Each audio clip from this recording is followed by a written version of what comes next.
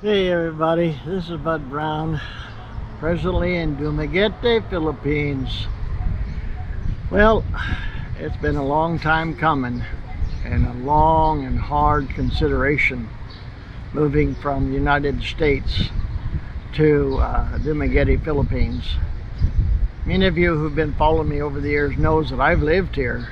This is not a foreign country to me. This is my second home. I lived here for 12 years, and then we wanted to see our children. We missed our children, and we wanted to take a break. So I didn't know at the time how long we would be there, but it turned out that we were there 2 years to the day. So now we're back in Dumaguete, and I want to talk a little bit about what it's like coming back. See you in a bit. So there's so many aspects of living here in the Philippines.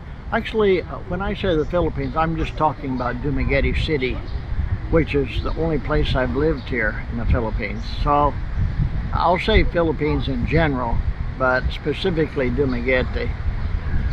There's a lot of different factors in moving here. One thing, it's a little bit deceiving because people understand English for the most part.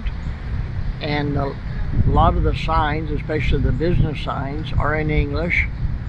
But don't think that there's just because they speak English, American English too, that they have the American mentality. And I don't mean in a negative way, but I mean in a different way. It's a different culture. Hey, we're halfway around the world, for crying out loud. Matter of fact, somebody told me that if you're here in the United States and you fly to the Philippines and you go all the way around the world, if you're in the Philippines here, if you keep going, you're returning back to the States. So it's exactly the opposite side of the globe. So anyway, I'm glad to be, first of all, no regrets in coming back. It's hot, that's for sure, but come on, you're in a tropical climate. And if you saw any of my videos when I was in Campo, California, which is eastern San Diego area, and I was told it's definitely not high desert. So I stand corrected on that. It's desert and it's high, but it's not high desert. Okay. But it gets real cold, freezing, snowing sometimes. And the wind is always blowing, maybe because we were on the top of a mountain. We were very isolated. So main reason we came back is to renew our social life. And oh, it's been fantastic going and seeing old friends and employees from different restaurants and coffee shops. And they just, oh, Kuya, it's so good to see you again. And so anyway, I really enjoy that. I'm here at the Henry Resort, which is more of an upscale resort, but it's things naturally are more expensive, but it's quiet here, and there's plenty of places that I can. Oh, I see my battery's running down. Okay, be right back. Okay, I'm back. I changed the battery. I want to talk a little bit about driving here. There's no doubt that it takes a different skill set to drive here. And although I'd driven here for 12 years, never had an accident, although one person when I first got here, he said, it's not a matter of if you're going to have an accident, but when you're going to have an accident. So you're going to have an accident for sure. No, I'm not going to say that to anybody. I mean, I went 12 years. I didn't even come close to an accident. Well, one time I did come close, my fault. I'll tell you about that in a little bit. But I thought to myself, oh man, I don't know if I really want to drive. But our neighbors, bless their heart, they were so good to us. They're letting us use some of their furniture until we get settled in. They're letting us use their their vehicle, which is called a multi-cab. A multi-cab is a imported Japanese, I think it's the frame and the interior, and then they put the body on here. And in Japan, they drive on the left side of the road. So when they convert it to here in the Philippines, which like the United States, we drive on the right side of the road, they have to move the steering wheel over. There's one main rub against that, and that is I forgot that when I tried to put on my turning signals, the windshield wipers came on. Because the turning signals are on the right hand side of the steering wheel, out on the left, which we're used to. So I only did it one time. I was going to turn right, I think, and then the windshield wipers came on, and I thought, okay, yeah, I forgot about that. So now it comes naturally to use the right stick on the steering wheel as a turning signal. But as I was saying, I was very nervous about getting on these streets because, you know, it has to be, you have to be firm, but not too firm. You can't go too fast, you can't go too slow, and this is hard to explain to someone. But I would say start out very easy, and little by little you'll get it. But when I got behind that wheel and I took off, man, suddenly I was a fish in water, going here, going there, stopping, looking at the rearview mirror, left mirror, right mirror, doing all the things that you're supposed to do. And I thought to myself, you know, this is like that Jason Bourne movie. He was knocked on the head. He didn't know who he was. He didn't know what skills he had. And then someone put their hand on his shoulder from behind him, and suddenly his martial arts skills took over. Whop, whop, whop, whop.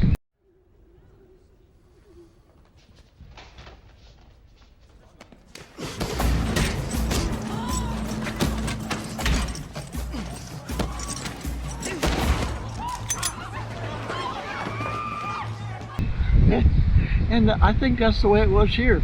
I didn't realize they still had those driving skills here, but I didn't realize it until I got behind that steering wheel. Isn't that something? You may have had that experience with other things. Not doing something for a while, and then when you get into the environment where you had learned how to do it, suddenly it all comes back. I guess they call that the riding the bicycle phenomenon. You never forget.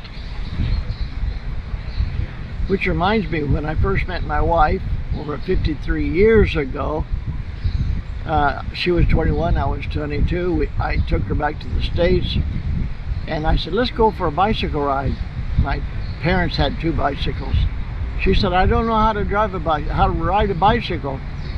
I said, come on, are you serious? Everybody can ride a bike. No, I don't know how. So I envisioned myself telling her to get on the bicycle, grab the handlebars, and give her a little push, and then she's going down the road saying, wow, this is easy. That's what I envisioned. But you know what happened? Got her on the bicycle, put her hand on the handlebars, gave her a push. Oh, crash! She scraped her knee. I told you I didn't know how to ride a bicycle. Oh my gosh, you really didn't, did you? You really don't know how to ride a bicycle? Well, that was the end of that. Anyway, back here in the Philippines, I enjoy it so much, but like a newly married couple moving into a house, so many things we had to buy. A refrigerator and a stove. When I say stove, I'm talking about they have these 2-burner stoves connected to a propane tank. That's kind of the standard stove around here. And coffee maker, blender, microwave. So you have these extra expenses even when you're renting a house that's supposedly fully furnished.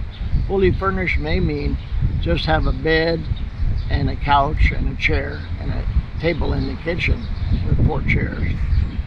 So all these other things, you know, it's extra money. So you have to allow for that if you're planning to stay a while. Of course, in a hotel, you know, you don't need that. But I'm talking about renting a house, which I'll just normally I don't like to say expenses, but I know a lot of people watch these movies because they want to know what are the expenses here.